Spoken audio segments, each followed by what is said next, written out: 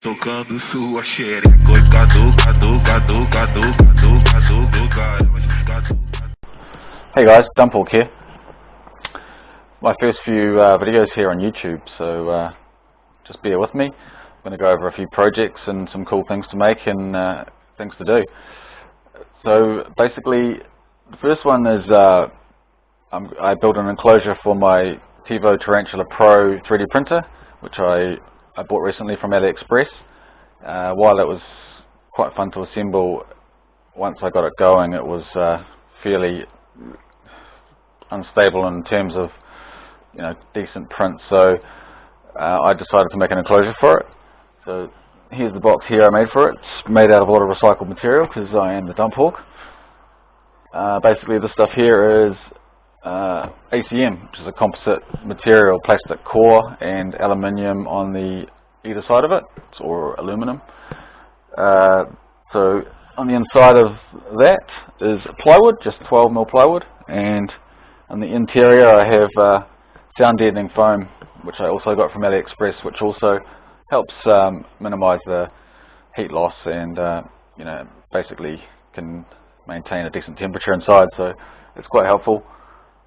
And I have been getting a lot better prints since I made this enclosure. I have the filament roll on the inside as well, so it isn't too cold while it's being fed in. The door is made out of a picture frame with some hinges and a magnetic lock. So I just took the cardboard and the picture side of things out from the back and put some aluminium in there, and yeah, it looks not too bad, as well as doing a good job. So that's the enclosure. I can't really go into a full demonstration how I made it, because I didn't video it or record sort of the build process, but I can go over how and why you might want to put a camera inside your 3D printer to view it remotely. So I have a little analog camera in my printer, which we'll go into, and why I chose this camera and what I'd recommend in terms of getting a camera installed. So here's a little analog camera that I installed, just up on a metal frame there, so I can just basically turn it out of the way if I want to adjust the bed or take the printer out to service it or whatever. It's just bolted into the side of the 3D printer itself, just cable tied in there so I can adjust it, etc. So that's mainly due to the space that I had available. I decided to go for an analog to digital camera as opposed to a IP camera to start with. So I'll go through how I installed that, and perhaps if you are wanting to put a camera on your printer so you can view it remotely, I can give you some advice on perhaps what you should use and a few products that would work quite well in the scenario.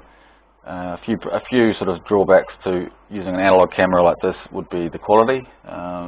It's really not super high quality, but enough to see what you're doing, and if there's any issues with the printing, so you can remotely stop it. With an IP camera, obviously you can get the quality up a lot higher, and that'll give you a much clearer image. So it's really dependent on what you want to do with it.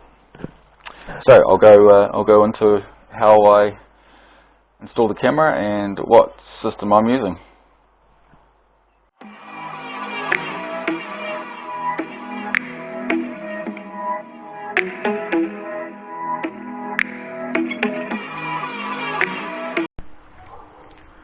Hey Dumporkers, so here we go.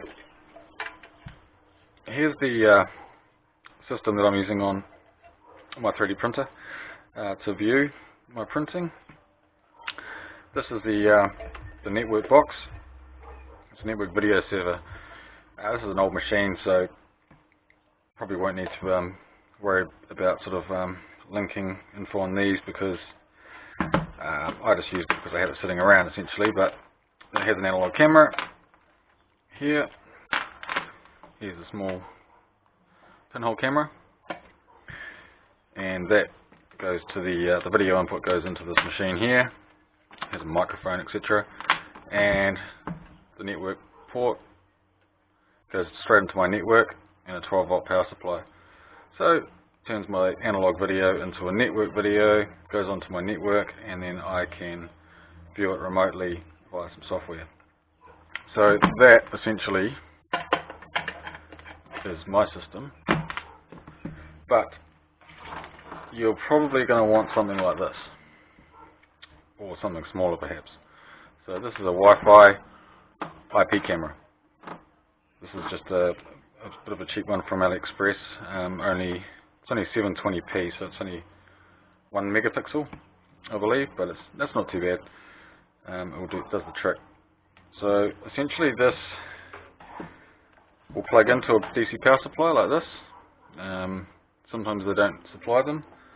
You may need to have one on hand. I think this one wants 2 amps, 12 volts.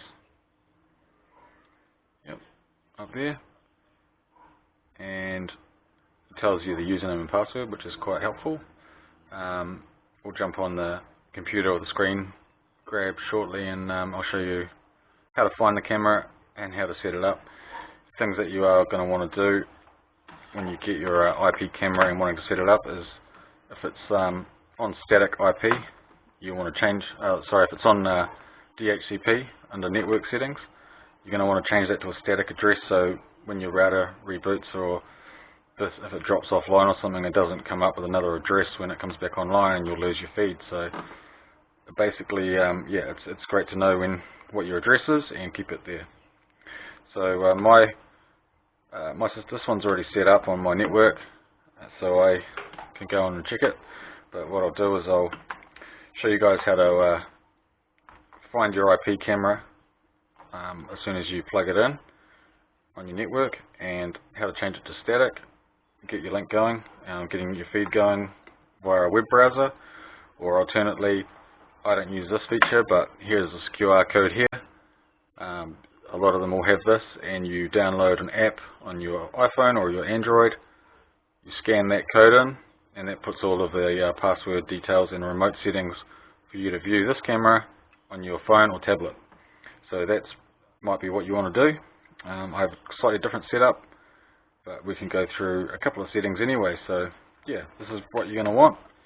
I'm going to link a couple of much smaller units, so you'll be able to put them inside your printer case or nearby your printer to keep an eye on them without hogging all the space. So yeah, let's go and have a look at this and do a few settings, and I'll show you mine up and running, and we'll get a live feed going.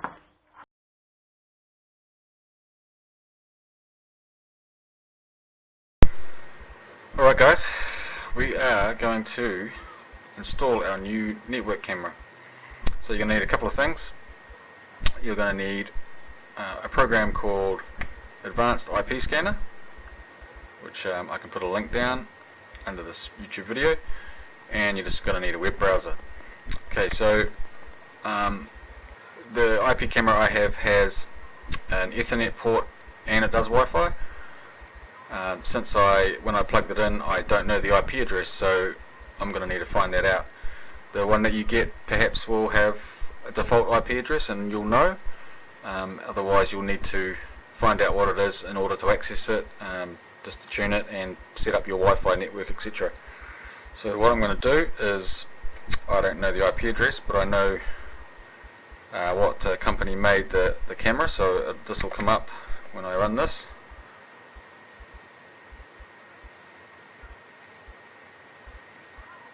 So here is the IP range it's going to scan from 192.168.1.1 through to 254. My network, I know from my router, is 192.168.1.1, so if it turns up inside this range, I'll know which one it is. So I'll hit scan. It's going to find all the devices at my place. No doubt there'll be plenty of them.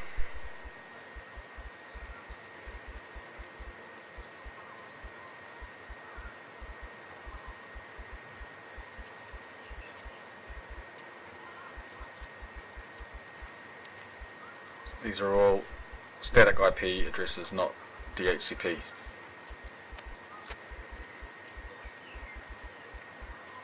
So another way to identify which camera is yours and which one is connected.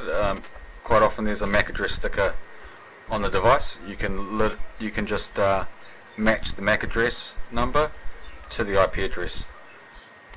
The camera I have does not have a MAC address written on it, so I have to find it a different way. So I know that this China Dragon technology, that is the company that makes the camera, so I know that that address is its IP address.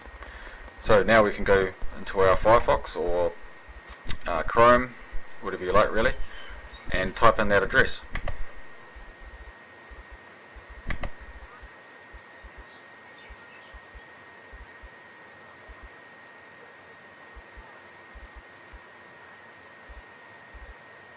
This laptop's slow.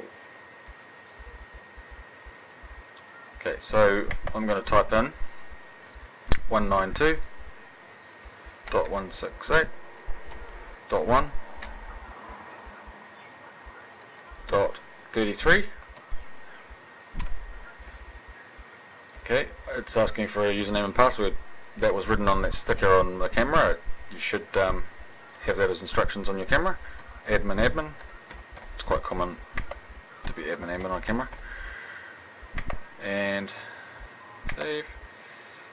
Okay, I want English language on this, and I want the PC view.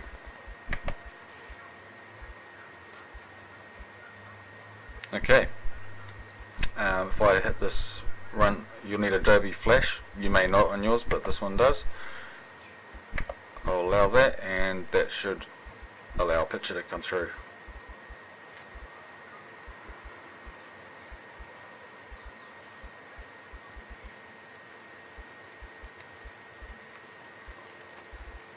Okay, there's a few settings here that I need to change. That's why it's being a bit funny. Okay, so I believe that's the refresh rate or the hertz that's doing that.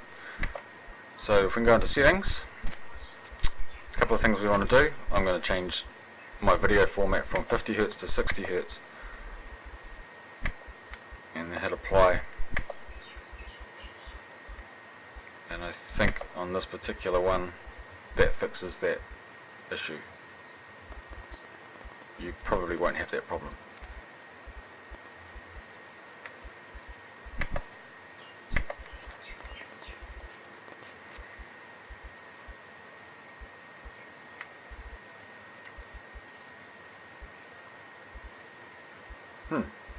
Interesting. That's just the camera setup on looking at my computer. So this camera looks a bit flaky perhaps. I did have it running before, fine. So okay, anyway, regarding the IP setup, what you're going to want to do is you find the network section. Here it is here, network, and you've got network here. I want to change this dynamic IP address into a static IP address. So like I said earlier, if you turn off your router or the camera reboots, it'll find a new address and you won't be able to find it to link to view it. So we want to have it on a fixed IP address. So I'm going to change that from 33 to 120, and I'm going to put the same address in here because I know it's going to ask for it. .1.1. Okay, so this primary DNS here is the IP address of your DSL or your internet router. So everything else looks fine there. And I'm going to go apply. Okay. Now that is going to change the IP address, so this 1.33 no longer exists. It will be 120, so I can go up here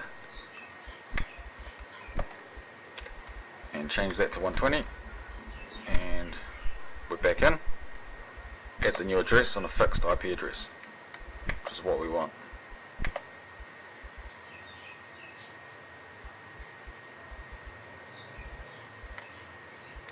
Okay, other settings. So assuming you because I've set mine up on with a network cable, because by default this camera doesn't have Wi-Fi enabled. So that's possibly the easiest way to get it going. If your camera does have an Ethernet input, you just connect the cable to it directly to your router. Use your IP scanner to find the address, and then go in to it, change your camera address to a static IP address, and now we'll go back to network, and now we can go to wireless and set up the wireless side of things. Okay, so here we go, it's on, but it's not connected to anything. So we're going to go search. I'm going to choose my Wi-Fi network, which is pretty fly for a Wi-Fi. Join that. Put in the key.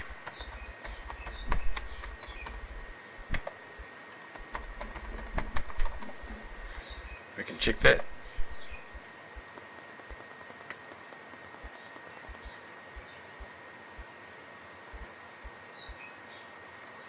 Okay, and it says we're good to go, so I'm going to apply, and then I'm going to go back to network, and no, I don't actually have to do that. What I'm going to do is unplug the Wi-Fi, the Ethernet cable, and we should be connected via Wi-Fi. So I'll do that now.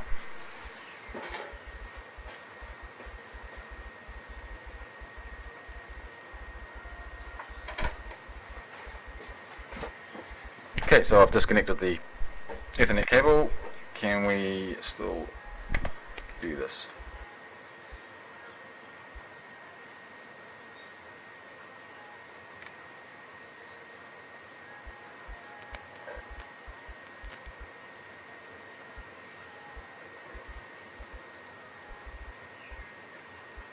Okay, we have a camera set up.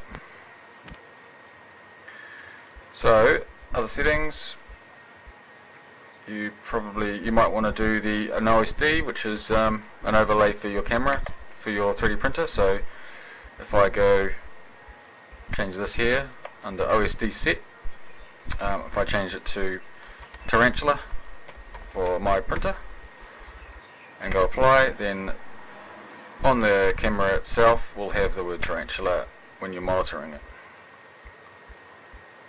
I mean, I'm sure you'll actually know that it's your 3D printer because it'll be constantly moving, won't it? So I'm not 100% sure what's wrong with that, with this part of it here, but it could easily be this laptop being rather slow. Or it can be a video setting here. Actually, I went high profile before and that seemed to make a difference, I think. Let's try that.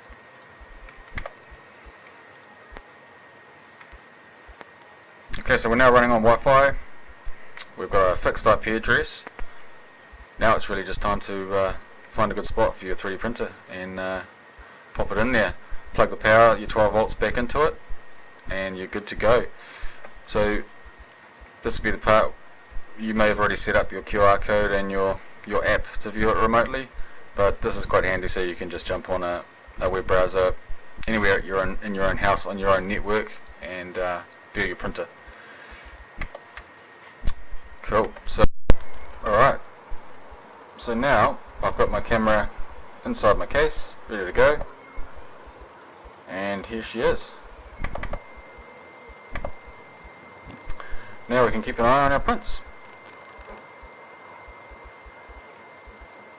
So not amazing quality, but certainly enough to get you by and see what's going on, and you'll be able to tell if it's all turned to custard. So yeah, that's it really. So I guess the next step is what happens if you're out and about, you check in and it's all has gone pear-shaped. How do we stop it? Well, that could be quite easy to do if you're running your 3D printer off a PC in a USB scenario like I am. If you're doing it via SD card prints, not 100% sure on that one, but yeah, I can certainly tell you in comments, or perhaps add another video about how to set up some software called TeamViewer on your phone, tablet, whatever you like, or laptop, and on your PC that runs your 3D printer. You'll be able to log in remotely, connect to the machine that is controlling the printer, and then stop the print or kill print immediately so that you don't lose any more filament, or you know, start a fire or something crazy while you're out. Alright, cool, that's pretty much this one done. So yeah, if you could give me a subscribe and a like, and I'm going to make some more videos soon, some new projects coming up. A supercharged foosball table that I found at in a skip, so we'll do that shortly. Alright, keep hawking.